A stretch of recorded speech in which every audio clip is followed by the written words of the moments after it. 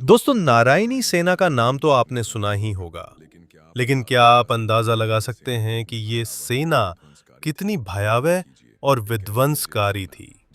कल्पना कीजिए एक ऐसी अजय सेना जिसका एक-एक सैनिक महाभारत के युद्ध में हजारों योद्धाओं से अकेले लोहा लेने में सक्षम था।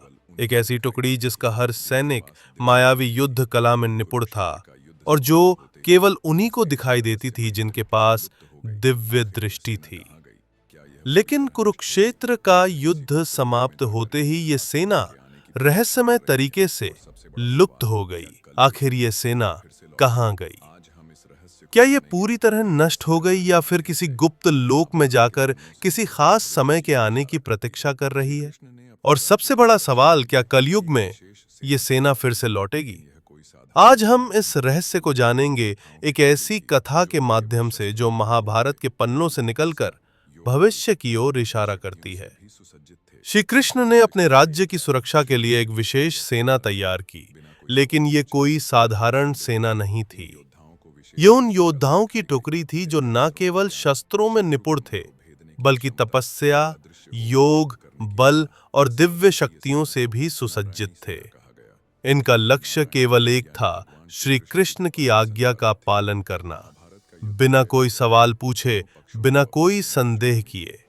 इन योद्धाओं को विशेष युद्ध कला सिखाई गई, दिव्यास्त्र का ज्ञान, शत्रु के मन को भेदने की क्षमता और अदृश्य होकर युद्ध करने की कला। ऐसी अद्वितीय सेना को नारायणी सेना कहा गया, क्योंकि ये नारायण यानी भगवान श्री कृष्ण की कृपा से संचालित थी। जब महाभारत का युद्ध तय हो गया तो दोनों पक्षों को अपनी सेनाएं जुटाने थी। दुर्योधन और अर्जुन दोनों सहायता मांगने के लिए द्वारका पहुंचे, लेकिन जब वे श्री कृष्ण के पास पहुंचे तो कृष्ण विश्राम कर रहे थे। जब श्री कृष्ण जागे तो दोनों ने श्री कृष्ण को अपनी तरफ से युद्ध लड़ने को कहा। ये सुनकर कृष्ण ने कहा, मैं तो किसी एक के ही साथ हो सकता हूं। अब उन्होंने दोनों को एक कठिन चुनाव दिया। उन्होंने कहा, एक और मैं स्वयं हूं, लेकिन मैं इस युद्ध में कोई शस्त्र नहीं उठाऊंगा, और दूसरी ओर है मेरी नारायणी सेना जो अजय और अपराज हैं, दुर्योधन। नारायणी सेना की शक्ति को अच्छे से जानता था। वो तुरंत बोला, मुझे नारायणी सेना चाहिए। उसे लगा कि एक अकेला की नारायणी सेना आज भी कहीं अस्तित्व में है, लेकिन ये केवल उन्हीं को दिखाई देती है जिनकी आत्मा शुद्ध और दृष्टि दिव्य होती है।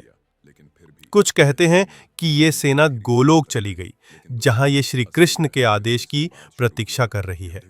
कुछ तांत्रिक ग्रंथों में लिखा है कि ये सेना एक अलग आयाम में जाकर तपस्या कर रही है, और जब कलयुग में अधर्म चरम पर पहुंचेगा तब ये पुनः प्रकट होगी। नारायणी सेना की रहस्यमय शक्तियां। इस सेना के बारे में कहा जाता है कि इनके पास सामान्य योद्धाओं से अलग शक्तियां थीं।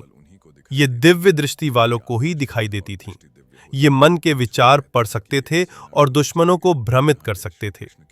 इन्हें किसी अस्त्र से मारा नहीं जा सकता था, क्योंकि ये योग बल से स्वयं को सुरक्षित कर सकते थे। महाभारत के बाद कई साधकों ने नारायणी सेना के अस्तित्व का दावा किया।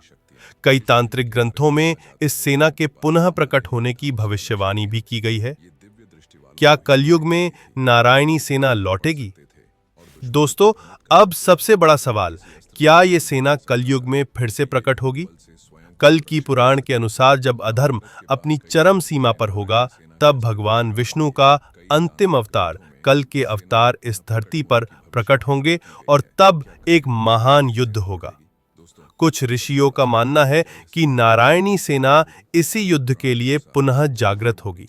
संभावना ये भी है कि ये सेना किसी गुप्त स्थान पर छिपी हो और जब समय आएगा तब ये फिर से प्रकट होगी।